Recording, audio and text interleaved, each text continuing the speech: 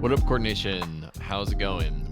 On the pod today, we have Holke Brammer, who is a research scientist at Protocol Labs, and we are talking about Hypercerts. You can think of Hypercerts as an NFT that acts as sort of a carbon credit, but it doesn't just work on the carbon credit and carbon capture vector. It works on any impact vector. So as opposed to a carbon credit that says that you took 10 tons of carbon out of the atmosphere, think of a Hypercert as a carbon credit on any impact vector. So a Hypercert that says that you funded 10 months of open source software, a Hypercert that says that you took 10 people out of poverty, a Hypercert that says that you fixed 10 potholes in your community. Any impact vector can be made into a Hypercert. So in this episode, we talk about bootstrapping a triple-sided marketplace between people who are issuing Hypercerts, people who are consuming Hypercerts, and those who are evaluating the Hypercerts for their legitimacy. What would it look like if any impact DAO that is creating impact can just issue Hypercerts and get rewarded for having those Hypercerts? And the more impact they have, the more value they're able to capture if there was buy pressure on Hypercerts in this hypothetical future world. So really has been a lot of, it's just been a huge pleasure to work with Holke on Hypercerts. This has actually been a collaboration between Supermodular, my new company, and Protocol Labs. We've been building out Hypercerts.xyz together. And Protocol Labs is just really, really smart, really been a good partner in developing Hypercerts. And there's a pilot app available at Hypercerts.xyz. So we're at a minimum viable product for at least one side of those marketplaces, and are starting to think about how could this actually go into the wild over the next quarters. So if you're interested in how do we align incentives so that people can just work for impact and get paid for that, then this episode is for you. We did an episode a couple of weeks ago with Legion and Matthew Freilich in which we talked about making impact investable or purchasable, or and this is kind of an episode that follows up with a tangible example of how that could be done. And I'm just really here for it. What if we could create a systemic incentive for people to work on the public good and work on the commons and get paid for it? I think Hypercerts is a really interesting primitive for making that happen. But, you know, this is a complicated technology build out. And if it is obvious, then it'll only be obvious in retrospect. So really good episode with Holke, and I hope you enjoy it. The world has woken up to refi, and CELO is here for it. CELO is the layer one for the regenerative finance movement. It's fast, planet positive, and built for the real world. CELO has committed to producing a sustainable future from day one, and has built its technology around one of the lowest carbon impact consensus mechanisms, and is the world's first carbon negative EVM compatible layer one blockchain. CELO is a movement to create the conditions of prosperity for everyone, whether it's tokenizing carbon credits with Toucan, providing capital to underserved communities with Unicorn, or building for millions of users around the globe. CELO was created to transform crypto enthusiasts into a movement of change makers. Follow along on Twitter at CELO.org to learn more about how CELO is accelerating refi for a positive, lasting impact on people, communities, and the planet. And if you're a builder interested in refi, be sure to join the Build with CELO hackathon live now with a prize pool of over $100,000. Working in Web3 is awesome. It's freeing, powerful, and so much fun. But working outside of the typical W-2 employee structure is a deal breaker for so many people. OPOLIS is helping the self-sovereign worker focus on what they do best, their work, while OPOLIS manages the back end. There's a lot of nation-state overhead when working in Web3, and OPOLIS takes care of all of the back end stuff, freeing you up to do what you do best, your work. OPOLIS leverages group buying power through a community employment co-op, helping you save 20 to 50% on high-quality, affordable healthcare options through Cigna. So do what you love and maintain your financial security with OPOLIS. You must be authorized to work inside the United States to receive OPOLIS's benefits, but OPOLIS is expanding its services to Canada starting on June 1st of next year. So book a 30-minute free consultation with OPOLIS experts and join OPOLIS by December 31st to get 1,000 work and 1,000 bank tokens. Go to connect.opolis.co/bankless to get started. So what are impact evaluators, and how do they affect the legitimacy of Hypercerts? Yeah. So basically the basic setup could be that just like some people create impact, some people fund the impact either like prospectively or retrospectively through a Hypercert. But it really becomes interesting if you add kind of the function of an evaluator, because the evaluator would kind of specialize in evaluating an impact. And I'm thinking of like, that's probably like an impact evaluator just for a specific topic or like a specific impact vector. And then this evaluator sends a signal to the retrospective funder or to the funders in general to about like, was this work really impactful? How did we see over time this impact? And we can also submit multiple evaluations over time to track if there was more and more impact created from this work that has been done. Because like sometimes you do like work at one point in time, but it actually has impact over a long time period. And we can use evaluations over and over to really see and track the impact, and then adjust the rewards to the creators according to that. And the evaluators that can be like a full range of either people or mechanisms that are basically used. And sometimes we can just like ask the beneficiaries of a public good what they think really about the impact, and then the funder can kind of listen to what the beneficiaries really say.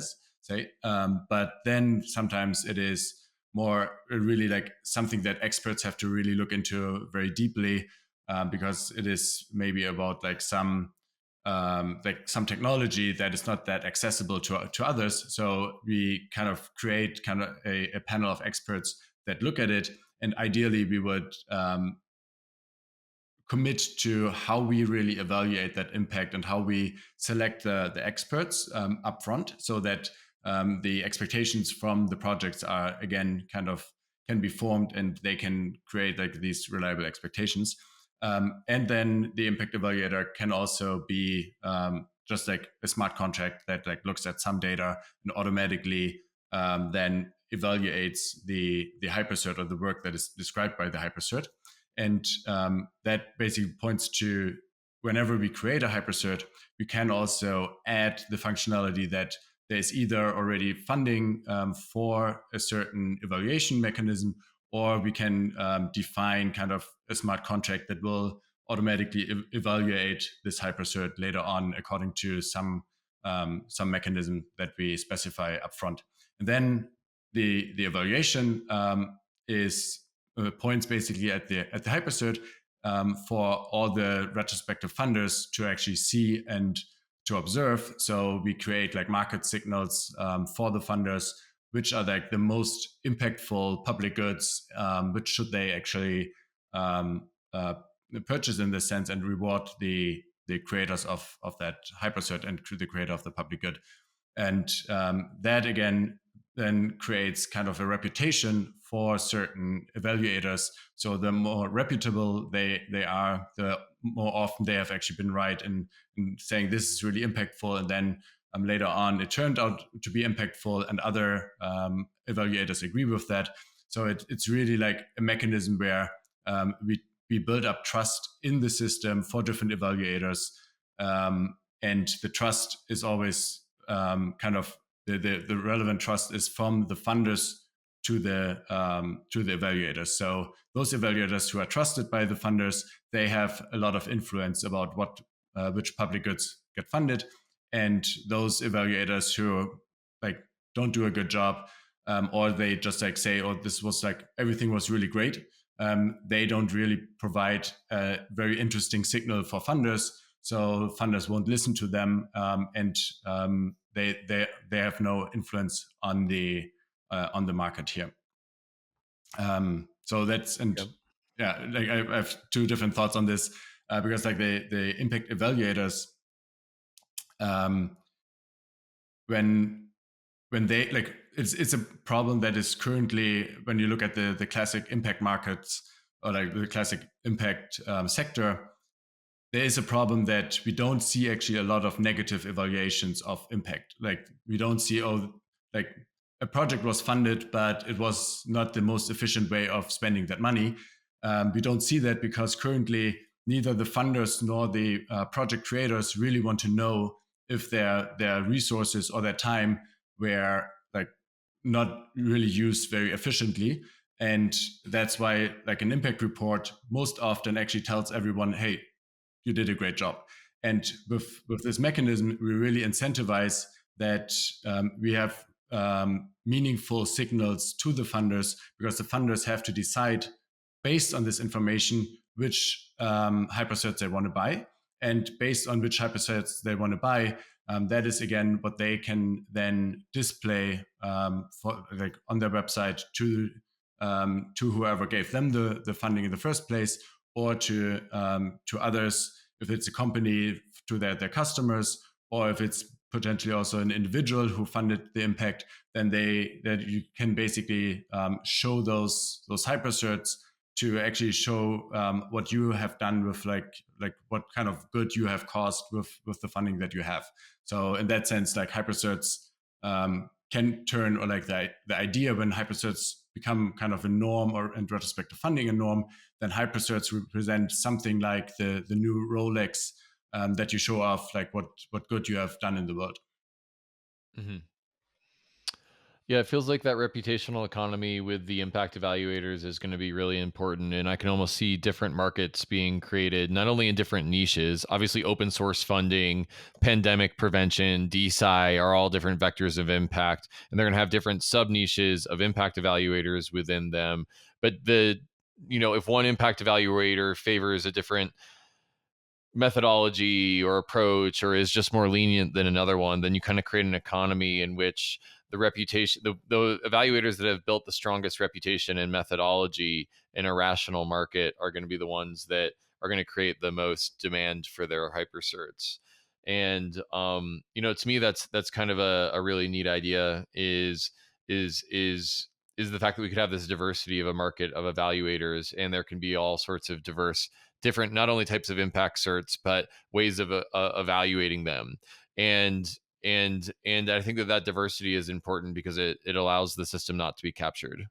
Yeah, and it points to another thing, that we really want to build like an open ecosystem where every player in the ecosystem can optimize their own function in the ecosystem. So evaluators get better and better and more efficient in evaluating the impact. Funders get more efficient in allocating their funding and finding out who are the evaluators to listen to.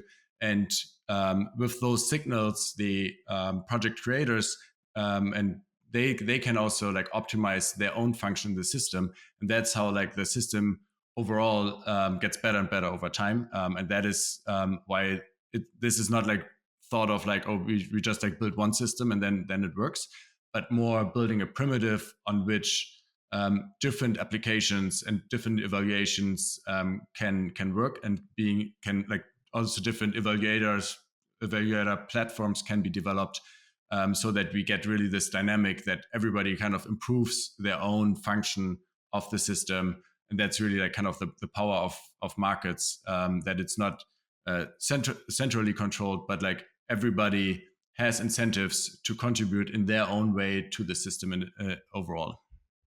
Mm-hmm. Yeah. I mean, I think that this, clearly, I think that this is powerful. You and I have been working on this for about half of a year now. Where do you think, one of the questions I always get when I explain this to people is, where does the buy pressure come from for these hypercerts? So people typically, it's a triple-sided marketplace. Impact DAOs are creating impact. People we think will be purchasing this impact and creating buy pressure for it, and then you've got the evaluators in the middle. And so once people sort of understand the architecture of the evaluators, the next thing they probe at is, where does the buy pressure for this come from? So any thoughts on that side of the marketplace? Yeah, so like I think it's the difficulty is to imagine how that system like suddenly is bootstrapped and suddenly exists. I think like when we think of a system where retrospective funding became already a norm, and like it's just like the normal thing to do for those institutions that today already fund impact, because like we spend a lot of money through governments, foundations, on public goods. We just like kind of reallocate that and then also show others how they can more efficiently allocate this money. So maybe there are also like new funders coming into this space. So there's a world in which that is kind of just like the normal thing that happens, but the world, or like the steps towards that world, I think that's the difficulty to imagine that. And that's where I referred earlier to it a little bit already, but like it is, let's start with something like price competitions. So, and we are currently thinking of partnering with VidaDAO on the longevity price in order to kind of use hypercerts in that system. So basically, we announce some kind of a price on longevity, and I mean the VidaDAO community, they are working on that currently already. But then when we connect hypercerts with that, it is basically whenever this price is actually then paid out, then the retrospective funder, so whoever gave out the price, they receive hypercerts from the projects that kind of won the price competition. And that's just like the first step where we have actual retrospective funding. So, and then if we imagine that this doesn't happen just once, but that we have like a lot of different price competitions where they all run on the same system with hypercerts, so on the same primitive. So every project that works in a specific sector kind of uses hypercerts in order to apply for different price competitions. Then later on, we can generalize this system where we don't need to actually announce the prices as specific anymore, but people just know that there will be retrospective funding in the future. So the buy pressure really comes here from funders who got used to funding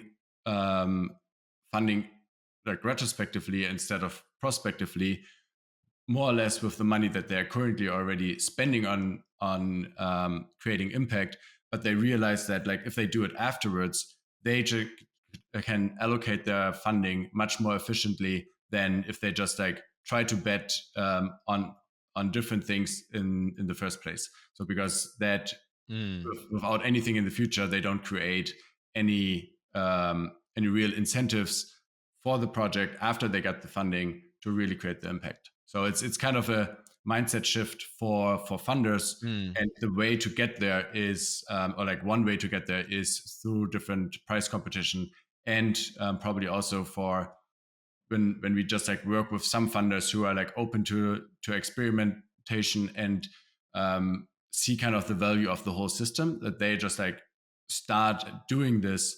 And the more people actually start doing this, the more other funders see like the value in funding it afterwards. Yeah, it does. It does feel like as the mechanism gains legitimacy, it opens up the opportunity for new funders to come in. Some of the ideas that we've talked about is, well, Gitcoin Grants is already doing $6 million per quarter worth of funding for open source. What if each of those was each of those grants contributions was contributing to a hypercert? What would it look like if we made hypercerts cool to collect, such that you wanted to show them off on like your online dating profile?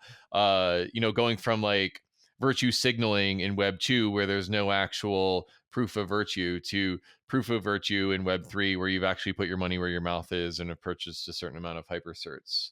And then you look at organizations that have ESG goals, that possibly a way of meeting their ESG goals could be to purchase hypercerts, and that creates buy pressure. And then the ultimate final sort of progenitor, or at least supposed to be progenitor of the public good, is governments. So local, state, and national governments. A lot of the funding that they use is, or that they're supposed to be using their funding on, is creating public good. And so what if there was a private market of people who are already creating that public good in their community? You don't have to worry about the government administering and creating that public good in communities anymore. They can just purchase hypercerts in their local community, providing a market-based incentive for people in their local community to get going. So, those are off the top of my head, the actors that I could see creating buy pressure for hypercerts.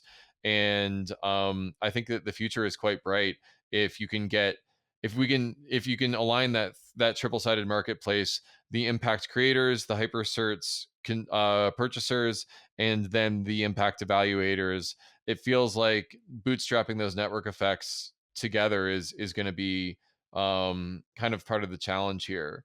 So what is the status of the project? Hypercerts.xyz exists, and what are the initial pilot projects that we're going to run here?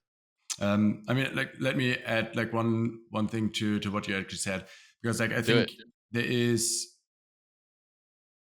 like, when we look at like the public goods problem in general, and we see it as a free rider problem, and wherever we can actually make transparent who are actually the free riders, that can also like increase kind of the pressure on them. So if we take the case of open source software, we can actually kind of make more transparent who are the ones who use open source software without really paying for it. So that is something that we can, like, not perfectly, but approximately we can actually see that. And then if those that like really like use that, they also buy Hypercerts from the projects that created the software that they're using, then there's like some kind of, like, let's call it a leaderboard of those who are the best contributors to the software they actually, like, where their tools are based on. And then you have a list of those companies that build software and have a business model and use open source software, but they're actually not paying for it. And now we can actually see that because they are not purchasing Hypercerts. So we basically have like a list of kind of the good companies, and then the bad companies who kind of just like free ride on the open source software of others. And that also then kind of creates the buy pressure. So that's kind of the thing where we can also work on kind of the shaming aspect of public goods usage without paying for it. So there's like kind of like you're creating a set of the different actors in the system, and based off of their Hypercerts balances, you can see which ones are supporting the public good versus free riding on it.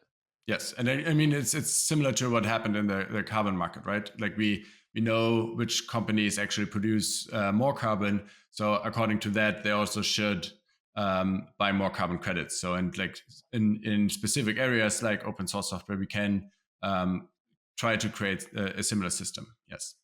I think that I asked you a very loaded, or I made a very long and loaded comment, and then I asked you a question at the end of it. And I think the question was, where are the pilots that Hypercerts are being rolled out in the next few months? Yes. So, I mean, one thing is that we are developing kind of this primitive, and we develop that further. Thinking currently, how can we also make it easy for different projects, also on different chains, to use the Hypercert primitive, and to still have kind of one kind of public good space where all Hypercerts live in, because like that's also something cool with the project, that a lot of people are interested in using Hypercerts, in joining this ecosystem that is just like starting right now, but like there's a lot of interest. Last week we had a community call with 10 different projects, just like pitching how their idea and how Hypercerts fits into their project.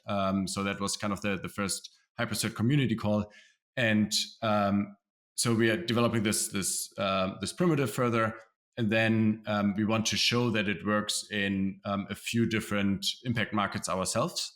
And I already mentioned the potential cooperation with the longevity price. So running a price competition with Hypercerts. Second is that, and you referred to it a little bit already, can we attach kind of a Hypercert to the Gitcoin grants protocol? So whenever we actually have a funding round on Gitcoin, the funders can receive Hypercerts or like get awarded Hypercerts from the projects that get funded. And there, more concretely, we are thinking about just running a pilot early 2023 on with like 10 projects in a specific vertical in open source software, looking back on their impact that they had in 2022. And so running like a retrospective funding round on Gitcoin, And then whoever participates gets actually Hypercerts awarded from the projects. And that is kind of like a test run to make this really like a module that anybody who runs a grants round with the new grants protocol, that they can just like flip on a switch of like, yes, I want to like issue Hypercerts with my projects for the funders that support me either like prospectively or retrospectively. And then we also look at how can we use Hypercerts in our own ecosystem at Protocol Labs. How can we use that in combination with funding in our ecosystem, if that is like IPFS or Filecoin or the other projects, and how can we, because like we have done retrospective funding already, but haven't used Hypercerts as a primitive yet. But like if we can add that and then also track in our own ecosystem the public goods that we fund, and then also invite other funders who are also interested in funding some of that technology, and kind of combining our strength and funding open source software in our own ecosystem, and in that sense also trying out the mechanisms that we develop in our for our own projects. Goldfinch is a decentralized credit protocol with a mission to connect the world's capital to the world's growth. Goldfinch focuses on real yields from real companies, so start lending your USDC to real businesses driving growth worldwide. Goldfinch's borrowers are proven fintechs and credit funds in emerging markets who need access to Goldfinch's capital to drive economic growth in regions faced with barriers to financial access. In just under 2 years, Goldfinch has loaned over 100 million USDC, reaching over 1 million people and businesses across 28 countries. Goldfinch is doing what DeFi was always meant to do, expanding financial access to those who have historically been shut out of the TradFi system. So, become a Goldfinch member to put your USDC to work, empowering real businesses' growth. Join Goldfinch's new member vaults to be an active investor and take part in supporting Goldfinch's security and expansion. Receive yield enhancements generated by protocol revenue, plus access exclusive communication channels and more. So go to goldfinch.finance to get started. COINSHIFT is a leading treasury management and infrastructure platform for DAOs and crypto businesses that need to manage their treasury operations. Every crypto org needs to manage its treasury, and COINSHIFT offers a simple, flexible, and efficient multi-chain treasury management platform built on top of the highly secure Gnosis Safe. With COINSHIFT, your organization can go from primitive single-chain treasury management to expressive, flexible, and multi-chain treasury features, such as global user management, global contacts, proposal management, and many other features that can be shared across an entire organization, allowing users to save time and reduce operational burdens and gas costs. COINSHIFT even has data tools like account reporting across the 7 chains on which it operates. Used by industry powerhouses such as Uniswap Grants, Balancer, Consensus, and Masari, COINSHIFT is speeding up the coordination and efficiency of the organizations that use it. You have to keep up with the frontier, and COINSHIFT makes that easy. So sign up at COINSHIFT.xyz/Bankless. So it feels like starting with open source software, starting with things in the Filecoin community are the ones that you and I know most, just because we spent so much time on those problems. But what's cool is that this is generalizable to any type of impact. So yeah, any other specific vectors to add to that short list? We have a few on the short list. Probably something that we have like thought about quite a bit already is also AI alignment and AI safety. So because that is something that is just like so important that we get it right now, because the primitives that will define how AI is developed and used in the future, the research and the primitives are defined now. So that's something where we think Hypercerts and retrospective funding can also be very helpful for this impact vector. Yeah. Well, if people want to get involved, whether as an impact evaluator, a purchaser of Hypercerts, or an issuer of Hypercerts, where can they find out more about the project? Yes, definitely just go to Hypercerts.xyz, and there you find you can sign up for just like email updates if you want to get email updates from time to time. But if you want to get more involved, join our Telegram group. That's where like a quite active community is starting up, and ask questions there, introduce you your project, and then join our community calls and get in contact directly, telling us what kind of role you would play in this Hypercert ecosystem. Great. Is there anything I didn't ask about Hypercerts that you want to say? I mean, there's so much about Hypercerts that we can say, but we got a pretty good overview, I believe. Mm-hmm. Yeah, I think we get through some of the benefits, some of the like what does it really an interoperable Hypercert system look like? The different roles of the actors, we covered that. And the practicalities. So yeah. I've got one. In a world in which Hypercerts is maximally successful, what does that world look like? Like, take me to, it's 2022 right now, so let's say 2032. Yeah. There's a deeply liquid set of Hypercerts that are being purchased and issued every day or every week. And what does the world in which Hypercerts is maximally successful look like? So that's a world where basically like all the talent that like today is, I mean, I don't want to say wasted, but to some extent wasted on a lot of products that the world actually doesn't really need. All that talent is really focused on the most impactful work that they can do. And this is possible because they know that they get rewarded for this work if they are successful.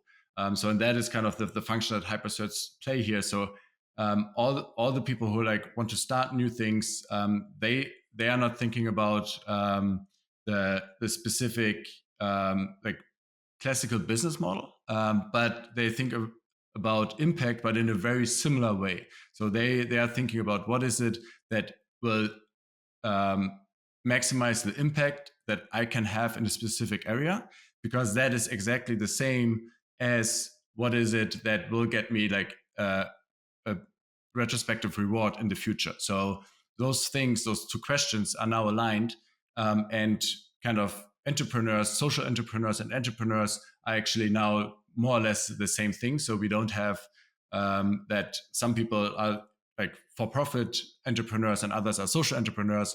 These are just like fully aligned, and that is kind of the status of kind of more the entrepreneurial side. But then there exist a lot of like impact DAOs and other organizations that just like found a good way to recurringly produce impact, and they found like a sustainable model to finance that through Hypercerts, because they over and over produce impact, and funders will then reward them for this recurring impact. So they build then also scalable models for this impact, and it's not just like by project basis, but they can build large scale organizations that become really efficient in providing this impact and get rewarded for that impact. Yeah. One of the things that's really deeply cool about one of the themes I guess I'd say I've been seeing on the GreenPilled podcast is like, how can we provide a systemic incentive for people to work on the commons and on public goods, and instead of have to work on their own private goods? And I think one of the things that really excites me about Hypercerts is that it closes the gap between value created and value captured for entrepreneurs. As an entrepreneur, you have to worry about capturing value so that you can pay your staff, so you can pay your bills, so that you can continue living. And if you could just be rewarded for the value you create, then that's much different than only the value you captured. And once that systemic incentive alignment is handled, you can take the world's talent and all of the amazing, beautiful resources and talented individuals in the world, and you can reorient them towards working on the most important problems in the world. So it feels like a systemic incentive change. Yeah. And I'm just really excited to see where this goes. I think that there's a lot of upside to getting this right, but it's going to be hard. And I hope to have you back in a year or two, and we can compare and contrast how things have gone. Yeah, and I mean that's an interesting thing, that the project in itself is kind of like a high potential public good, because there is of course like some kind of an uncertainty if this, like how we really implement this. But if it works, there's a really like a high potential upside for a lot of other projects to build on this. Yeah. Are you saying that we should issue hypercerts to track the build out of hypercerts so that we can have more rewards for building hypercerts? I mean, the nice thing is that currently we don't need to do that, and I think it's also like we want to produce this as a public good to get this started, and then other people building on top of that. So we ourselves don't need to get retrospective rewards for building this. So we this is kind of our public good that we are giving to the world, and then later on. We want to see what kind of impact that really creates. Yeah, I love that. And while we're talking about the build out of the Hypercerts.xyz platform, I think I want to give a quick shout out to Raid Guild, which has been doing a lot of the legwork on the development, and it's been really great working with Raid Guild as a dev team to get that out there. And so you can see the work that they've done if you go to Hypercerts.xyz and you click on the demo button over there. You can see the demo app that's been up there, or I guess it's called Pilot app on the UI. But it's been really nice to play with that on testnet. Alrighty, well, I think that's all the time we have. Any last words before we break, Holke? No, but I mean, if as you gave a shout out to Raid Guild, I can definitely agree with that. And it's not only the work is really cool that they did, but also just really fun to work with them. And the same is true with everybody else who is involved currently in the Hypercerts project. That is the direct contributors on the team, but also the community that is super excited about Hypercerts, which the community call just showed. But then in addition to that, all of this came out of the communities from Funding the Commons and Shelling Point. And those are also the communities. If you want to get involved, not only through a Telegram group, but also want to meet the people working on this, come to the Shelling Point and Funding the Commons conferences. We will have many more of those next year in 2023, because we want to really build out this general public goods community. So also show up in person. We would love to get in contact with more excited people who want to build public goods and build a new ecosystem for that. Yeah, beautiful. Well, I think this is a good place to wrap. Thanks so much for your work on this, and looking forward to seeing how it grows. Yeah, thanks for having me.